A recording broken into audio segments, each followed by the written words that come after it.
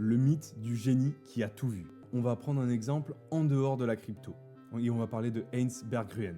Il a fui l'Allemagne nazie en 1939 pour s'installer aux États-Unis et entamer des études de littérature. C'est un jeune homme dans la moyenne, rien d'extraordinaire. Pourtant, à la fin du XXe siècle, il était devenu l'un des plus grands marchands d'art de l'histoire. En 2000, il a vendu sa collection à l'Allemagne pour 100 millions de dollars. Il y avait une collection énorme de Picasso, de Matisse, de Braque, de Klee. La valeur totale s'approchait d'ailleurs plus du milliard de dollars. Donc à l'époque, on a vu ça comme un don plutôt qu'une vente. Mais bon, bref. Qu'une seule personne ait pu collectionner autant de chefs-d'œuvre est incroyable.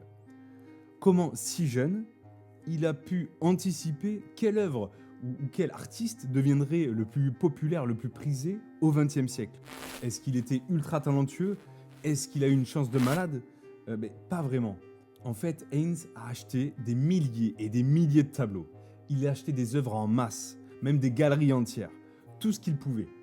Puis il a attendu que les vainqueurs se détachent progressivement. 99% des œuvres qu'il a achetées au cours de sa carrière ne valent rien.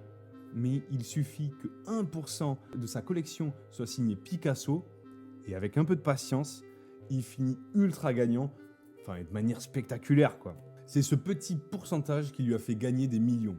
C'est ce petit pourcentage qu'on regarde aujourd'hui en se disant « Oh mais quel visionnaire !» Mais derrière, il y a des tonnes de tableaux médiocres, des erreurs, des trucs dont personne ne parle et personne ne veut. Et c'est pareil pour les grands investisseurs. Même les génies, comme Warren Buffett, ont des casseroles énormes. Des entreprises pourries, des investissements qu'ils regrettent, des erreurs qu'ils racontent eux-mêmes dans leurs interviews. Mais quand on regarde de loin, on ne voit que le plus beau. On voit le top des performances, les gros x10, les actions qui ont explosé. On ne voit pas tout ce qu'il y a autour.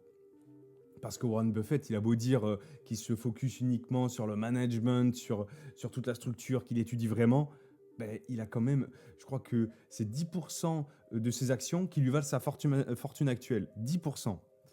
Moralité. D'abord, même les plus grands génies ont aussi des échecs. Mais ça se voit moins sur le CV. Ensuite, dans un monde où la chance a un gros poids, une bonne stratégie, ce n'est pas de tout deviner à l'avance. C'est de multiplier les petits paris intelligents et d'accepter qu'une minorité va vraiment faire le gros du travail.